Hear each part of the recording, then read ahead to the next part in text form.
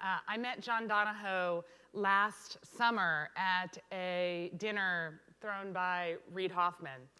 And we instantly found that John has many connections to the Endeavor Network because he spent many years at Bain, and we've joined a family with Bain. He, of course, eBay founder Pierre Omidyar, through the Omidyar Network, has been Endeavor's closest, strongest supporter in the last 5 years. And Matt Bannock, who runs Omidyar Network, and most of his team at Omidyar actually came from eBay and PayPal.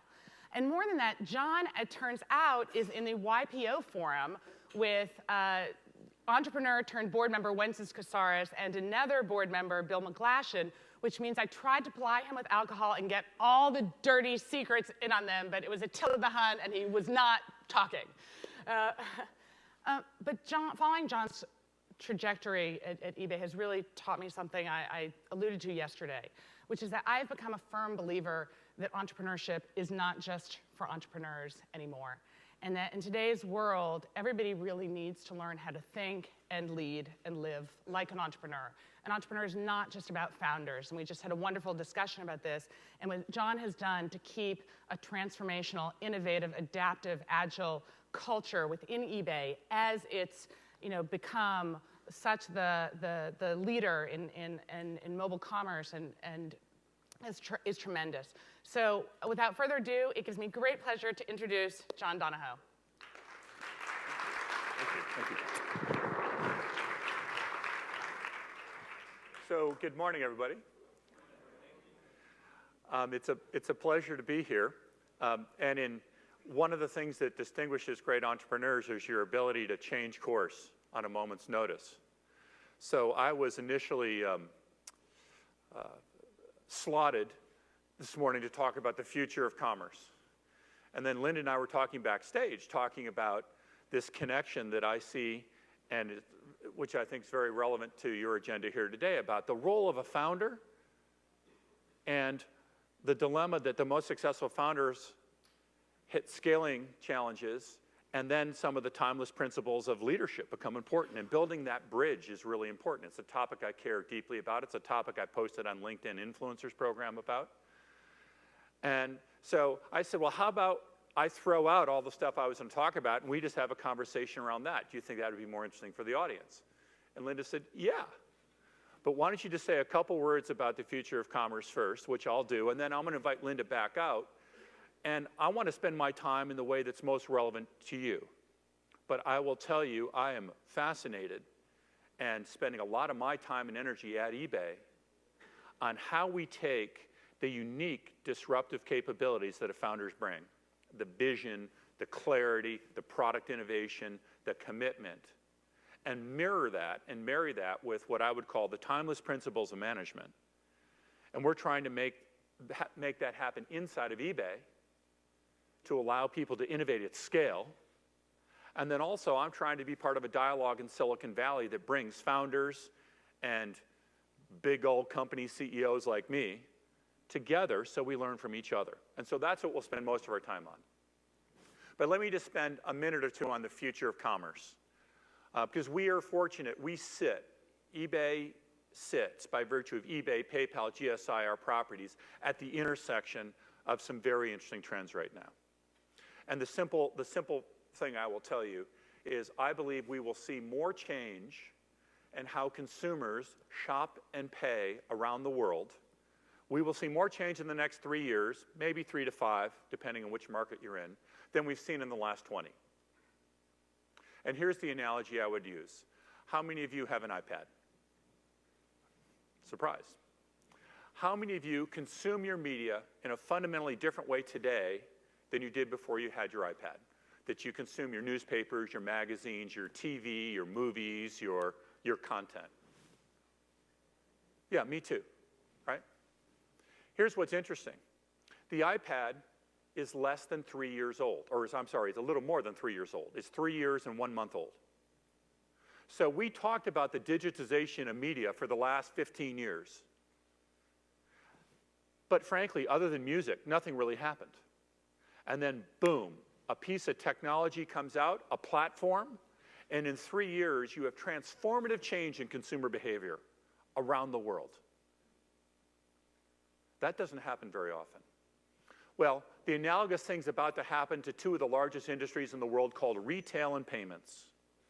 And in this case, the mobile device is going to have a profound impact. It is blurring the lines between what used to be called e-commerce and what used to be called retail, what used to be called online and what used to be called offline.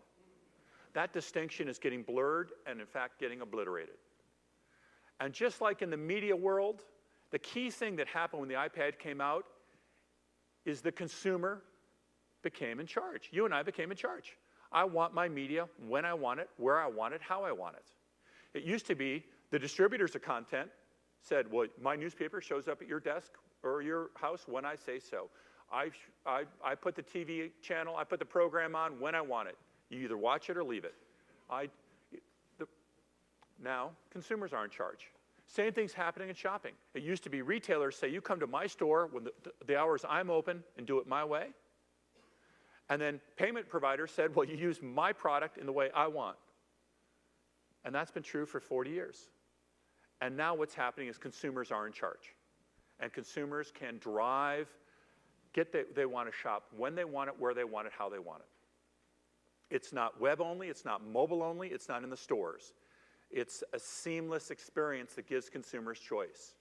And it's combining the best of the online, which is selection, efficiency, and value, and the best of offline, which is shopping as a social experience. You go to the mall with your friends and family. It can be an engaging experience, a human experience. When you're buying soft goods, often you want to touch and feel them before you buy them. And the marriage of those two is going to offer consumers the best of both. And so there's 3 or 4 major battlegrounds on which this is playing its way out, mobile being the most important.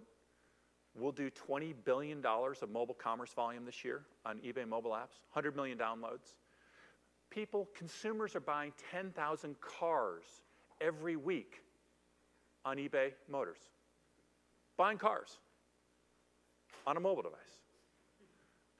People are buying 500,000 auto parts. And here's what's happening. Here's how it's changing the shopping experience. Someone's working on their car. They need a new carburetor. They take a picture with eBay Mobile. It does fitment and calculates which carburetor would fit, and they can buy it right there on the spot. Right? And now, so mobile is transforming how people behave at home, on the street, and in the store. Second, local. What has been local, Main Street, and the web have been different. Now that's breaking down. And so now you as a consumer have choice. An example I'd use on local is with eBay Now. You can get something delivered to you within an hour. So let's say I bought that carburetor, and I don't want to wait for it to be shipped to me tomorrow. I want it right now. Well, with eBay Now in San Francisco, in San Jose, and in New York, you can say, I want to buy it, and it'll be delivered to you within an hour. Right? And so now you got choice. Do I want to buy it? Do I want it shipped to me home tomorrow? Do I want it delivered to me right now? Or do I want to go pick it up in a store? Maybe I want to try it on. So local, the whole line between local and online is blurring. The digitization of local is a big battleground. Third battleground is global. For us, eBay is a highly global company. 60% of our volume's outside the US. 20 to 25% is cross-border, connecting people. That's a huge, and technology is making the world a smaller place. I believe there'll be more and more of a global marketplace. And then you just have to look to where the new consumers are coming to the internet. 2 million or 2 billion users of the internet today. That's going to go to 4 to 5 by all accounts. 80% of that's going to be in the brick and emerging markets where many of you are. That's where the growth is. So we see huge opportunities to both grow in those regions and markets, but also connect those regions and markets to the rest of the world. As people come online in those markets, in your markets, they're going to want to have access not just to the local market, but to the global market. And they'll expect that out of day one. Last battleground area we see is just leveraging data. We've leveraged data very well in the last 15 years to manage risk, to allow a safe transaction on PayPal. 2 strangers to do business with one another from around the world. or on eBay, the trust system.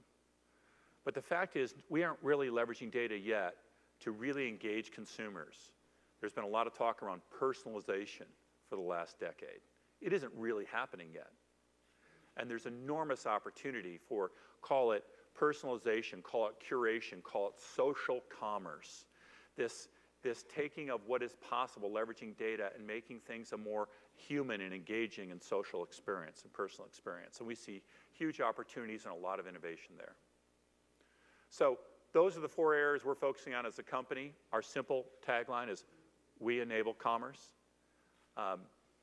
And so we see huge growth and opportunity, and I know many of you are capitalizing on those trends. Just remember, you're in the midst of a revolution. There will be more change in how consumers shop and pay in the next 3 to 5 years than there's been in the last 10 to 20. And we all have the chance to make that happen, to give consumers what they want, when they want it, how they want it.